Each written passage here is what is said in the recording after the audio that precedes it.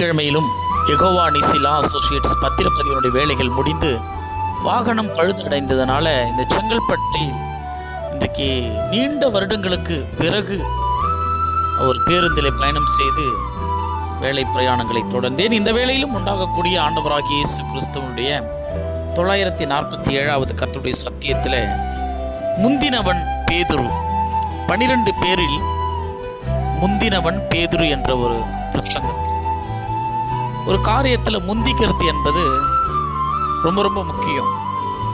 கர்த்தராகிய இயேசு கிறிஸ்துவிடம் விசுவாசத்திலையும் சரி, ஒரு கேள்வி கேட்கறதுலையும் சரி, ஒரு நன்மைகளை பெற்றுக்கொள்கிறதுலையும் சரி, ஒரு அற்புதத்தை எதிர்பார்க்கிறதுலையும் சரி, நிறைய பாடங்களை கற்றுக்கொண்டவர் பேதுரு. ஜலத்தின் மீது நான் நடக்கணும் ஆண்டவரே, தண்ணி கடல் மேலே ஏசப்ப நடந்து வராரு, நானும் நடக்கணும்னு சொல்லிட்டு அடம்பிடிச்சார் பேதுரு நடந்து வர கர்த்தர் கட்டளையிட்டார். அவரால் நடக்கவும் முடிஞ்சது. விசுவாசிக்கும் பொழுது, கடலை பார்த்து பயப்படும் பொழுது மூழ்கவும் ஆரம்பித்தார். வாழ்க்கையில் விசுவாசத்தினுடைய பாடத்தை கற்றுக்கொண்டவர் பேதுரு. முதல்ல நீங்கள் ஜீவனுள்ள தேவனுடைய குமாரனாகிய கிறிஸ்து என்று சொல்லி இயேசு கிறிஸ்துவை உன்னதமான தேவனுடைய குமாரன் என்று அடையாளம் இந்த உலகத்திற்கு வாயால சொன்னவர் இந்த பேதுரு. ஒரு மனிதன் ஒரு சபையை கட்டுகிறோம், ஆனால் சபையை கட்டுவதற்கு கர்த்தராகிய இயேசு கிறிஸ்து ஒரு கல்லாக பேதுருவை அடையாளப்படுத்தினார். மலை மேலே மறுரூபமாயிட்டு தரிசனம் காமிச்சார். மனுஷ ரூபத்திலிருந்து தெய்வ ரூபத்துக்கு இயேசு கிறிஸ்து பேதுருவுக்கு தரிசனம் ஆனார். ஒரு முறை வரி கேட்கும் பொழுது பேதுரு போயிட்டு கடல்ல தூண்டி போட சொன்னார். இப்போ முதல்ல கிடைக்கக்கூடிய அந்த மீனின் வாயில் வெள்ளி பணம் இருக்கும், அந்த வெள்ளி எடுத்து வரி கட்டுன்னு சொன்னார்.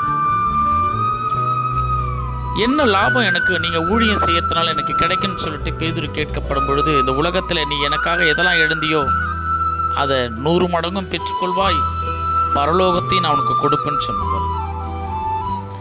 இயேசு கிறிஸ்து இந்த பூமியிலே யூதாஸ் காரியத்தினால் காட்டி கொடுக்கப்பட்டு சிலுவைக்கு போகிறதுக்கு முன்னாடி ஒரு கடைசி இரவுல 1 மணி நேரமாவது ஜெபிக்க கூடாதா என்று சொல்லி பேதுரு கிட்ட கேள்வி கேட்டார். ஆண்டவர் ஜெபத்தினுடைய அருமையை பற்றி சொன்னார்.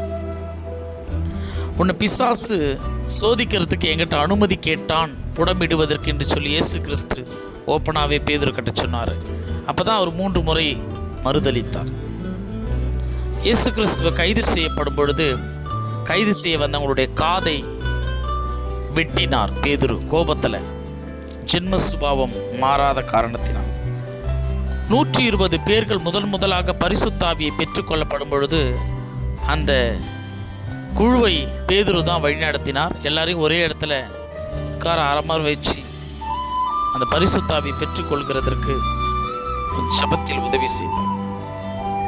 இயேசு கிறிஸ்துவனுடைய நாமத்தினால தான் ஞானஸ்தானத்தை எல்லா ஜனங்களும் பெற்றுக்கொள்ளணும், அப்பொழுதுதான் பாவங்கள் மன்னிக்கப்பட வேண்டும் என்று சொல்லி பேதுரு தான் கொடுக்க ஆரம்பித்தார். பேதுரு படிப்பறிவு இல்லாத பொழுதிலும் பரிசுத்த ஆவியினால் அவர் பேசுகிற ஞானத்தை கண்டு உலகத்தில் உள்ள ஜனங்கள் அதிர்ந்து போனார்கள். பேதுருனுடைய நிழலில் கூட பிணியாளிகள் கடத்தப்பட்டு சுகமாக்கப்பட்டார்கள். அப்படிப்பட்ட மாபெரும் வல்லமையை கர்த்தர் அவனுக்கு கொடுத்தார். புறஜாதி ஜனங்கள் அவர்களும் பரிசுத்த ஆவியை பெற்றுக்கொள்ள முடியும் என்று சொல்லி பேதுருவுக்கு தேவனாகிய கர்த்தர் பாடம் கற்பித்தார். சிறியவர் பெரியவர் என்று பார்க்காமல், ஜாதி மதம் பேதம் பார்க்காமல் எல்லா ஜனங்களும் ரட்சிக்கப்பட வேண்டும் என்று சொல்லி பேதுருவுக்கு பாடத்தையும் கர்த்தர் கற்றுக் கொடுத்தார்.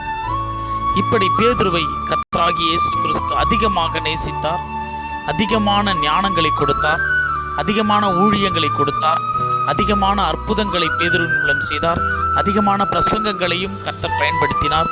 பேதுரு கர்த்தராகிய இயேசு கிறிஸ்துவின் சபையை கட்டும் கல்லாக இன்றைக்கும் காணப்படுகிறார்.